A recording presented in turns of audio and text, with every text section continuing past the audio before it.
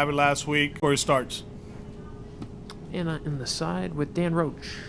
Alex, just a thought on after what you guys were able to accomplish last night. What's the mentality as you come into the clubhouse today as a team going into this one tonight? Yeah, we show up and they're watching games and doing the same thing. They do an outstanding job staying in the moment. They don't get too ahead of themselves. They don't look in the past. They prepare and they get ready to go.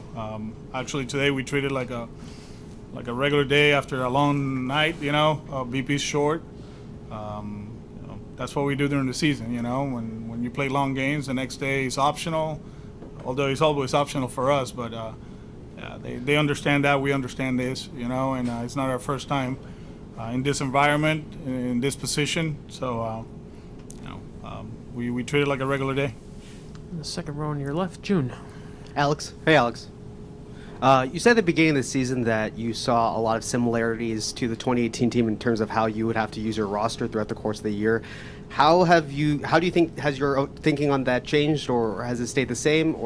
And also, how have you seen any other similarities between this team and the team back in 2018? No, we win a lot of games. That's although that team won a lot of games. I don't know. We think we're versatile, which is good. I think a lot of people think that 18 was just 9 guys and that's it. But if you look at our roster and what we did in the World Series, we platoon behind the plate, we platoon at first, we platoon at second, we platoon at third. Who was it? Jackie, Mookie, and Benny, right? And JD. But we had a lot of moving pieces. It just wasn't just 9 guys go out there and do it. We had Ian and Holt. We got Nooney and Devers. We had Pierce and Mitch. We had Sandy and Christian.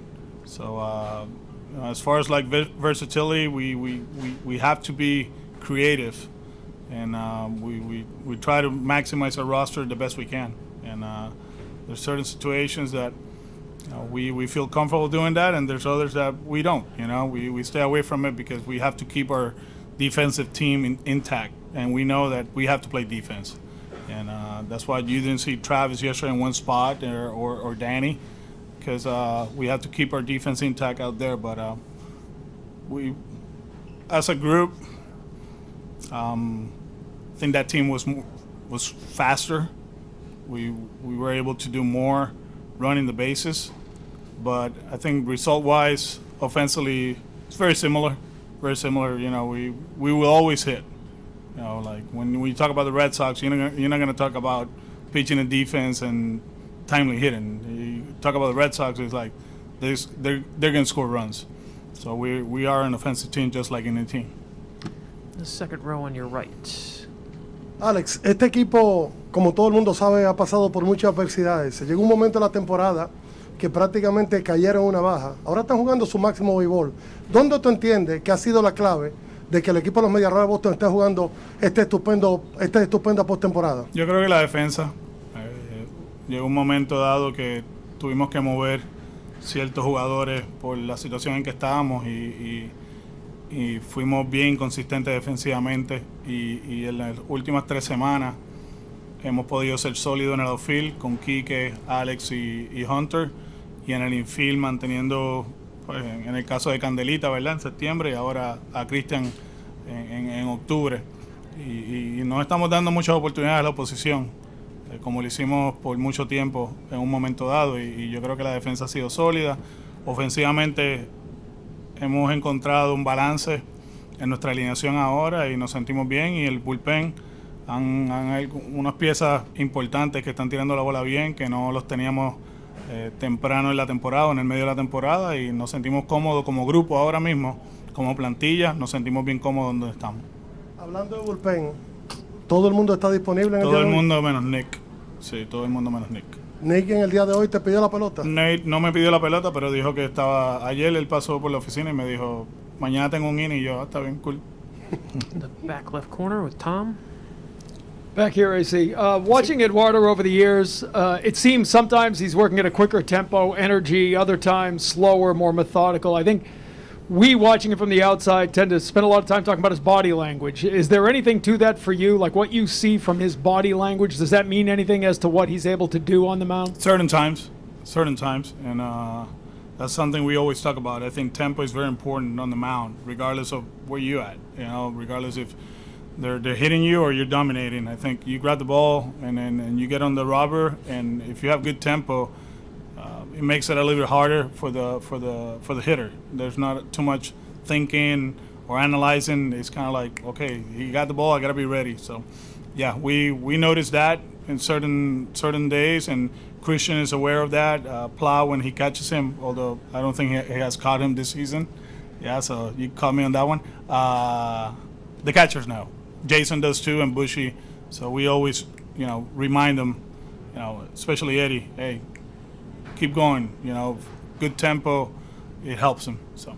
Is he able to make that adjustment in game? Have you seen him do that at a time where maybe Yeah. it's not there at the beginning and he gets it going? Yes, yeah, he's done it. The left center aisle with Marley, or no, Tyler, excuse me. Oh, okay. Hey, Alex. Hey. I want to ask you about two of the guys you brought in this offseason, Renfro and Kike. What appealed to you guys about them? What roles did you expect them to fill, and how have they matched up to your expectations? Well, with Hunter, obviously the power. We thought he was going to play here. Defensively,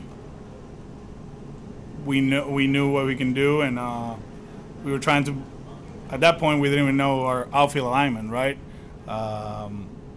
We talk a little bit about his role. He always talked about not getting at bats against righties last year, kind of like affect him. Just being a straight platoon guy, and he's been amazing for us since day one. In spring training, he made some adjustments. He hit the ball to right field, which has helped him throughout the season, and you see what he's done, offensively and defensively. With Kike, actually, he was supposed to play a lot of second base, and he's been one of the best, if not the best, defensive center fielders in the big leagues. And he wanted to play every day. That was his goal going into the offseason, to sign with the team.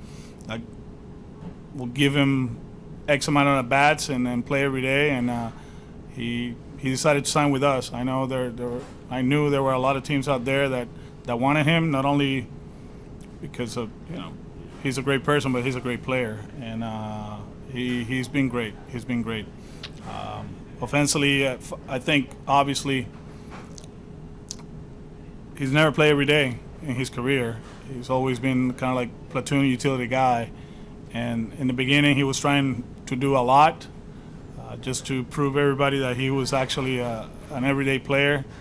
We pulled the plug a little bit. We put him 7th or 8th, I think, for 3 or 4 days, and then he went back to the leadoff spot, and he's been great. And what he's doing right now is fun to watch. Why did you believe that he could be an everyday guy? Because he was sort of typecast in that utility role. I think his versatility was going to make him an everyday player in this situation. Offensively, sometimes you go 0 for 10 and you don't play for a few days, and here we felt like, okay, he can go 0 for 15 and he's going to play. And athletic wise, he's a great athlete. Baseball wise, his baseball IQ is off the charts. As a teammate, he's amazing. Off the field, he's great. So we felt like it was a good fit for our program. He's been on the World Series for 3 years in a row. He played big part of those 3 teams, and we felt like it was a good business decision, right? You play every day, we pay you this, and we'll see where it takes us. And you see the player that we have, he's really good. But Marley? Alex, the role of the manager has changed from that judge, jury, and executioner kind of role to a different one. How do you believe, had that role changed? How do you believe the manager should be now? And how do you get your team to buy in? Like, Garrett Whitlock was here saying, this is the guy you run through the wall for. So how did you get your team to buy into that role? I think I never played with those type of managers. The managers that I had throughout my career, they were very open-minded. They were great people, great persons. They care about you, your family, and the other stuff. You know, I play for Davey, play for Jim Tracy, you know, with Tito, you know, Jerry Manuel, Jim Riggleman. I forgot a few there. Sorry, but they were cool. They were good people too. I never played for somebody that it was like, oh, you got to do it this way.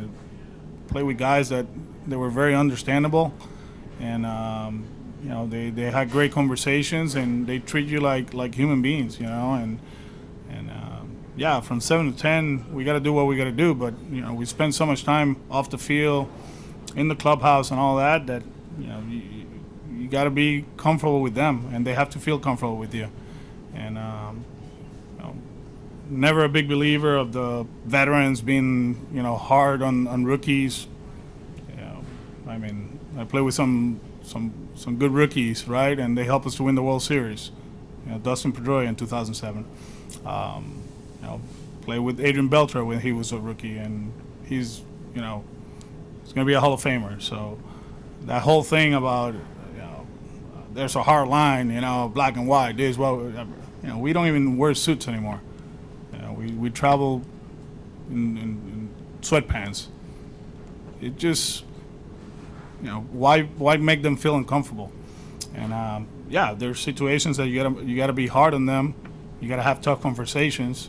You know, for me, it was really hard to tell Christian that he wasn't going to start the Walker game. But you know, we sat down. I told him it took 5 minutes. You've been great. Plowey's going to play tomorrow. Okay, you know. Yeah, I know he was upset, but he understands that that's where we're going. And I don't know. I just feel like that whole thing about being tough on your players, from my end, I don't know. I don't think is the way to do it. And from my end, it's not fun to do it that way. It's not fun. So We'll do 2 more quick ones. June? This team has made a lot of comebacks this year. What is it specifically about this team that enables that ability to make the comeback, and does it remind you of any teams that you've been a part of as both a manager and a player?